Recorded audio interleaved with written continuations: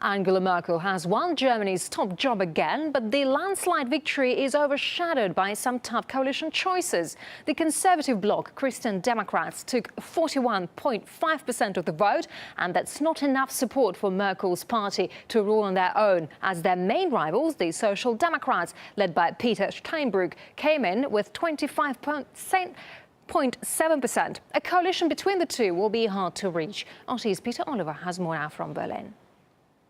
Well, it was a resounding result for Angela Merkel. However, now the big question is just what kind of government will she preside over? She's going to have to enter into a coalition that won't be the coalition she particularly wanted. She would have wanted to deal with the Free Democrats, who were her partners going into this election.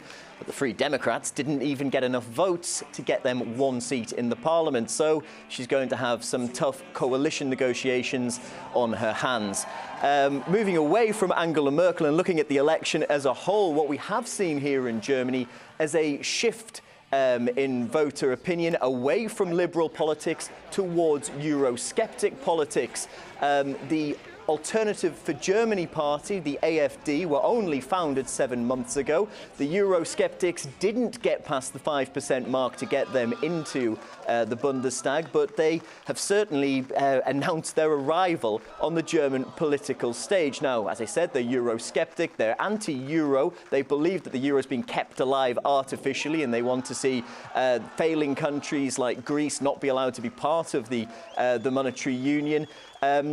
Now, they took votes from just about everybody, as well as protest votes, people unhappy with the current status quo in Germany. Their leader, Bernd Lucke, saying that although they didn't get into the parliament, they put fear into the hearts of the other parties, and that they'd made democracy in Germany all the richer. So it's Angela Merkel who's going to be German Chancellor for a third term. That'll make her the longest-serving female political leader in Europe. But some of those Europeans are wondering what exactly she'll have in store for them.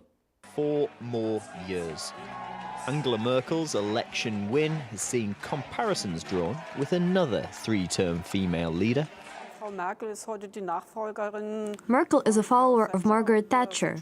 This is Thatcherism 2.0, Merkelism. One similarity in policies between the two is that both pushed privatisation, although in Mrs. Merkel's case, that's not been at home, but in cash-strapped Eurozone states. We have this obvious privatization agenda that is an essential feature of European politics. It's not people and social needs that get addressed, but business. Angela Merkel supported the decision by Portugal to sell off some of its publicly owned companies. It's not clear sometimes whether what she is proposing for other countries, she will do it itself in Germany. It's natural that some countries would question whether the calls for privatization in their countries is a way to open room for German companies or other companies to buy in those countries. Angela Merkel has convinced the German people that she's the right person for the job, but across Europe, people are wondering what 4 more years of her leadership will mean for them. It's going to be negative. That's logical. She's the symbol of the recession in Europe. Nothing will change for us. When we get more jobs and people have work, then we can have growth. I don't expect anything from the Germans. Merkel's critics accuse her of pushing Europe in the wrong direction. Merkel must be stopped, as well as those who only represent the interests of international finance markets. Just like under Thatcher, parts of northern England were left devastated. We see the same in Greece today. It leads to years of unemployment and poor living conditions. Whether she's the new Iron Lady or not, we're set for 4 more years of Angela Merkel as the world's most powerful woman. Peter Oliver, RT, Germany. The Alternative for Germany party was founded less than a year ago and has already drawn 16,000 members to its ranks. And as German journalist Manuel Oxenreiter says, a crisis in the country's politics is laying the ground for a rise in non-mainstream parties.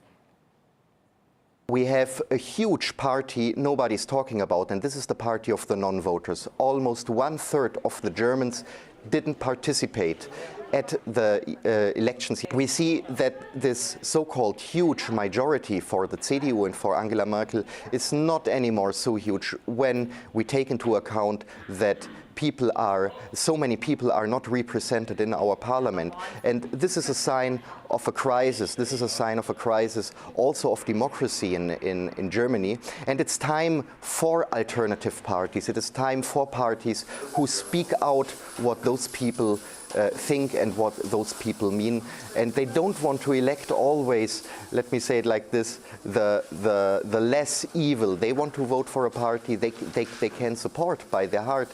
And so I think, yes, it's time for alternative parties, and as, for example, the Alternative für Deutschland.